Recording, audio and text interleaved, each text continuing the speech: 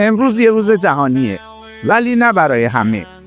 سلام، من بهزاد هستم و اینجا کانال روز جهانیه. هر روز با یه مناسبت عجیب، باحال یا جهانی سر و کار داریم. امروز نوبت آبجوه. از آلمان تا مکزیک همه با یه لیوان کفالود میگن به سلامتی.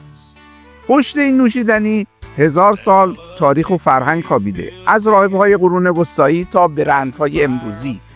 نوشیدن یا ننوشیدن، انتخاب با توه.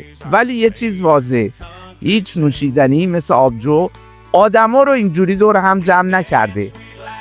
اگه از این سبک ویدیوها خوشت میاد، لایک کن، سابسکرایب یادت نره و حتما یه کامنت بذار و بگو تو طرفدار چه نوشیدنی هستی. Nothing else matters when the weekend begins.